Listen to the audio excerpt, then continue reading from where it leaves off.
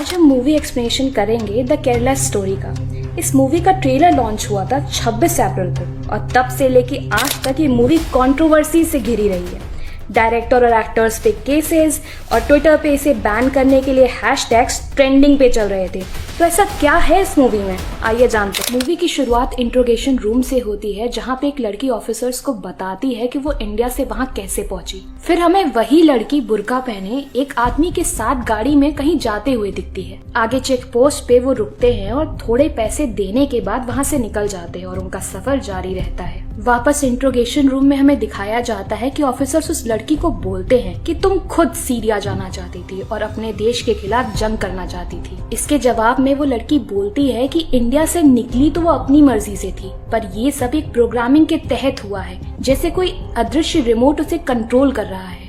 वो अकेली इसका शिकार नहीं बनी, बल्कि हजारों लड़कियों के साथ ऐसा हुआ है। वहीं दूसरी तरफ उनका सफर रुकता है अफगानिस्तान के हिंदू कुश माउंटेन रेंज के एक गांव में। वहां पहुंच के वो दोनों किसी के घर में रुकते हैं और वो उस घर की औरतों से बात करके अपने घर को याद करने लगती है। Kerala, heaven on earth. Shalini 2 साल पहले केरला में थी अपने परिवार के साथ, उसकी माँ और दादी। वो अपने कॉलेज के लिए अपने घर से दूर जाने वाली है और उसकी माँ और दादी उसकी फिक्र कर रही हैं, पर उतनी ही सपोर्टिव भी हैं। फिर उनके कुछ happy moments as a family दिखाए जाते हैं। फाइनली वो अपने कॉलेज पहुंचती है जिसकी बाहरी दीवारों पे एंटी इंडिया स्लोगन्स और पेंटिंग्स बनी हुई थी। वो अपनी रूममेट से मिलती है, पहली निमा जो कि एक क्रिश्चियन है, दूसरी गीतांजलि जो कि एक हिंदू है और तीसरी आसिफा जो कि एक मुस्लिम है। ये सब फिर एक कॉलेज प्रोग्राम अटेंड करते हैं जहाँ पे कोई अननोन पर्सन आसिफा को छोड़ के बाकी तीनों की पिक्स ले रहा था और बाद में वो वही फोटोज किसी दूसरे आदमी को दिखाता है। इंट्रोगेशन रूम में उसे ऑफिसर से पता चलता है कि शालिनी नाम की लड़की एग्जिस्ट ही नहीं करती। उससे पूछा जाता है कि उसने आईसिस कब ज्वाइन किया और बदले में वो बताती है कि उसने आईसिस क्यों और कैसे ज्वाइन किया, कैसे एक नर्सिंग स्टूडेंट को सुसाइड बॉम्बर में बदला गया। उसने अपने आगे के सफर में कई चीजें देखी, सताए हुए बच्चे और औरतें, लोग जिन्हें टॉर्चर करके मार दिया गया था।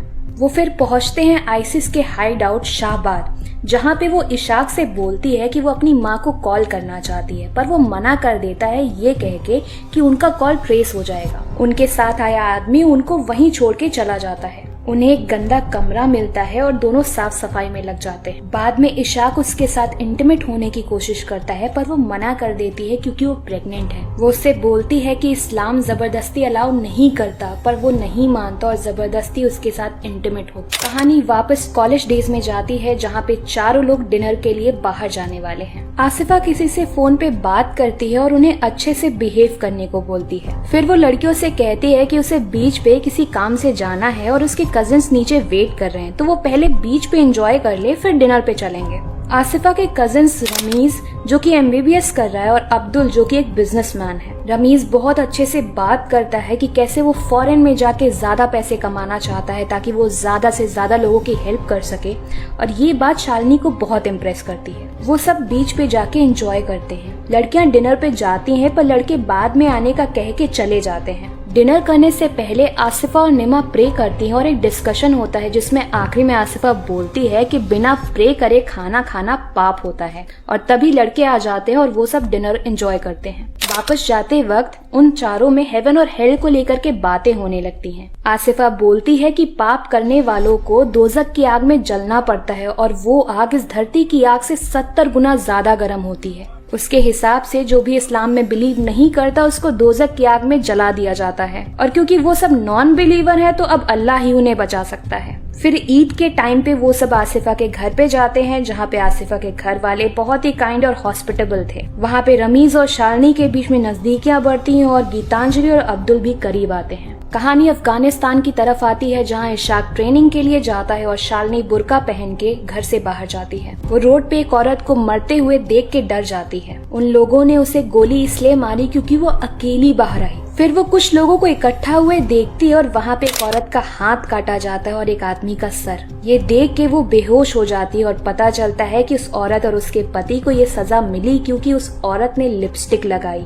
और उसके पति ने उसे ऐसा करने दिया। वो एक औरत शाजिया के साथ घर की तरफ आती है जो कि सजा देने वाले की बीवी है, इसलिए वो अकेले घूम सकती है। कहानी वापस आसिफा पे जाती है। वो 2 आदमियों से मिलने आई थी और वहाँ रमीज, अब्दुल और 2 और आदमी थे। फिर उन्हें एक वीडियो दिखाया जाता है जिसमें किसी तरह के ड्रग्स एम्फेटामिन के बारे में बात हो रही थी जो उन्हें भूख, प्यास और नींद से बचाएगा। फिर वहाँ बैठा एक आदमी उन लड़कियों को वो दवा देने को बोलता है, उन्हें आइसोलेट करके उनसे फिजिकल रिलेशंस बनाना और उन्हें प्रेग्नेंट करने को बोलता है। दूसरा आदमी उन्हें पैसे दे करके जल्दी से जल्दी काम खत्म करने को बोलता है। अगले दिन गीतांजलि, नीमा और शालिनी मॉल में जाते और उनके जाते ही आसिफा फोन पे किसी को तैयार रहने को कहती है। मॉल में कुछ आदमी उन तीनों का पीछा करते हैं और एक आदमी गीतांजलि को गलत तरह से टच करता है जिसकी वजह से उन सब में झगड़ा हो जाता है। वो सारे आदमी उन तीनों को मारते हैं और सबके सामने उनके कपड़े फाड़ देते हैं, पर कोई भी उनकी हेल्प नहीं करता। आखिरी में एक बुर्खा पहने औरत आके उनको ढकती है। जब वो सब अपने हॉस्टल में बैठी थी तब आसिफा बोलती है कि ये सब उनके साथ ना होता अगर वो हिजाब पहनती, क्योंकि हिजाब पहनने वाली किसी भी लड़की के साथ ऐसा कुछ नहीं होता। वो बोलती है कि गॉड के बेटे को जब सूली पे लटकाया जा रहा था तो गॉड ने क्यों नहीं बचाया, तो ऐसा गॉड तुम्हारी हेल्प कैसे करेगा। गीतांजलि और शालिनी रमीज के यहाँ जाते हैं जहाँ पे वो दोनों गुस्सा होने का नाटक करते हैं और जब शालिनी बोलती है कि उन दोनों को अब नींद नहीं आती तो रमीज उन्हें दवा के नाम पे ड्रग्स दे देता है। धीरे धीरे करके दोनों ही हिजाब पहनना शुरू कर देती हैं। जब वो दोनों अपने बॉयफ्रेंड से इंटीमेसी को लेके बोलती हैं कि वो इस्लाम में शादी से पहले सही नहीं माना जाता तो रमीज उनको कन्विंस कर लेता है ये कह के कि रिश्ता निभाना है तो कोई खराबी नहीं है। तो बाद में वो दोनों फिजिकल रिलेशनशिप भी शुरू कर देते हैं। एक दिन कौन से गॉड बड़े हैं उसको लेकर डिस्कशन में शालिनी बोलती है कि भगवान शिव बड़े हैं, जिसपे आसिफा बोलती है कि वो भगवान जो अपनी वाइफ के मरने पे कॉमन मैन की तरह रोता है वो बड़ा कैसे हुआ। उसने भगवान राम को लेके बोला कि वो अपनी वाइफ को किडनैप होने से बचा नहीं पाए और उन्होंने बंदरों की मदद ली। भगवान कृष्ण तो हर लड़की के साथ रासलीला करते रहते हैं, तो कैसा कैरेक्टर है गॉड्स का। और शालिनी या गीतांजलि इसका कोई जवाब नहीं दे पाती। फिर आसिफा बोलती है कि वो उन दोनों को सही रास्ता दिखाएगी। कहानी अफगानिस्तान पहुंचती है जहां शालिनी को लेबर पेन होता है और वो हॉस्पिटल में अपने बच्चे को जन्म देती है। इशाक काबुल के लिए रवाना होने वाला है और वो भी साथ चलने को बोलती है, पर वो उसको बोलता है कि वो यहाँ से कभी नहीं निकल पाएगी और चला जाता है। शालिनी के बच्चे को बुखार आता है और घर में दवा नहीं थी तो वो उसे लेके शाजिया के पास मदद मांगने जाती है। फिर वो रिक्वेस्ट करती है कि उसे एक कॉल करने दे अपनी माँ के पास। बहुत रिक्वेस्ट के बाद शाजिया उसे एक औरत के घर ले जाती है जिसके पास एक छुपा हुआ फोन था। वो औरत बहुत रिक्वेस्ट के बाद अलाउ करती है। शालिनी एक मैसेज ड्रॉप करती है अपनी रीजनल लैंग्वेज में और वो कहाँ है ये भी बता देती है ताकि उसे हेल्प मिल सके। वो लोग पीछे के रास्ते से निकलते हैं पर उस औरत का पति फोन के बारे में जान जाता है और उसे मार देता है। कहानी वापस कॉलेज डेज में जाती है जहां आसिफा उन्हें उनकी फैमिली के खिलाफ भड़का रही थी। वो दोनों अपने अपने घर जाती हैं और उनके पेरेंट्स उन्हें देख के शॉक्ड रह जाते हैं। दोनों ही जल्द ही कॉलेज वापस चली जाती हैं और उन दोनों आदमियों के यहाँ जाती हैं इस्लाम के बारे में लेक्चर लेने के लिए। वहाँ वो भाग्य लक्ष्मी से मिलती है जो मुस्लिम लड़के से प्यार करती है और शादी करना चाहती है, पर पेरेंट्स के मना करने पे यहाँ पे आई है और उसकी जैसी और भी लड़कियां यहाँ रहती हैं। वो बोलती है कि वो प्यार के लिए कुछ भी कर सकती है। तभी शालिनी को नौजिया फील होता है और पता चलता है कि वो प्रेग्नेंट है। रमीज शादी करने से मना कर देता है क्योंकि उसकी फैमिली हिंदू लड़की से शादी नहीं करने देगी और अगर शालिनी इस्लाम अपनाएगी तभी वो शादी करेगा। शालिनी डर जाती है पर अपने बच्चे और प्यार के लिए और आसिफा के बार बार बोलने पे रेडी हो जाती है। दूसरी तरफ अब्दुल भी बराबर गीतांजलि को सीरिया बहुत खूबसूरत है ये सब कह के सपने दिखाया करता था और उसकी पर्सनल फोटोज मांगा करता था जिसे गीतांजलि भेज भी देती थी। अफगानिस्तान में आके 2 लोग शालिनी को बताते हैं कि इशाक शहीद हो गया और शालिनी शाजिया के पास डरी हुई पहुंचती है। कॉलेज में गीतांजलि को पता चलता है कि उसके पिता को हार्ट अटैक आया है। जब उन्हें पता चला गीतांजलि कन्वर्ट कर चुकी है। रमीज भी शालिनी का फोन नहीं उठा रहा था। गीतांजलि अपने पिता को देखने जाने से मना कर देती है क्योंकि वो काफिर हैं और अल्लाह को नहीं मानते। आसिफा उसे बताती है कि काफिर होने का गुनाह तब तक माफ नहीं होता जब तक तुम उन पे थूकती नहीं या उन्हें पत्थर से नहीं मारती। दूसरी तरफ शालिनी भी बहुत परेशान थी क्योंकि वो रमीज से कांटेक्ट नहीं कर पा रही थी। गीतांजलि आसिफा की बात मान के हॉस्पिटल में अपने पिता पे थूक आती है और उसकी माँ ये देख के रोने लगती है। अब्दुल पे अब गीतांजलि को पूरी तरह जाल में फंसाने का प्रेशर पड़ रहा था। अब्दुल गीतांजलि को कॉल करके सीरिया चलने को बोलता है ताकि वो इस्लाम का परचम साथ में बुलंद कर सके, पर गीतांजलि मना कर देती है। दोनों में बहस होती है और अब्दुल गीतांजलि को बर्बाद कर देने की धमकी देता है और बदले में गीतांजलि उसकी इम्पोर्टेंसी की बात लाती है और बोलती है कि उसे पहले रियलाइज हो जाना चाहिए था कि ये सब इन लोगों का एक ट्रैप है। अब्दुल को गुस्सा आता है और वो गीतांजलि की फोटोज को फैलाने की धमकी देता है। दूसरी तरफ शालिनी को ये आदमी बताता है कि रमीज अपने परिवार के साथ मालदीव्स भाग गया है और अगर उसे अपने बच्चे को जायज औलाद का दर्जा देना है तो वो इशाक नाम के आदमी से निकाह कर ले। ये सब होते हुए रमीज देख रहा था और मुस्कुरा रहा था। अपने बच्चे का सोच के शालिनी को हाँ करना पड़ता है। वहीं दूसरी तरफ गीतांजलि अपने घर वापस चली जाती है और वापस उस जगह ना जाने का बोलती है। शालिनी इशाक से निकाह कर लेती है। उसकी माँ उसे ढूंढते हुए आती है और उसको शादीशुदा देख के शॉक्ड रह जाती है, पर वो तब भी बोलती है कि वो उसको और उसकी शादी दोनों को अपनाने को तैयार हैं, बस उन्हें अपनी बेटी वापस चाहिए। शालिनी कोई रिस्पॉन्स नहीं करती और अंदर चली जाती है और उसकी माँ को आसिफा बाहर छोड़ देती है। शालिनी की माँ गीतांजलि को कॉल करती है जो उन्हें बताती है कि शालिनी प्रेग्नेंट है और वो सुन के उन्हें धक्का सा लगता है। शाम को गीतांजलि फोन में न्यूज देख रही थी जिसमें किसी लड़की की प्राइवेट पिक्स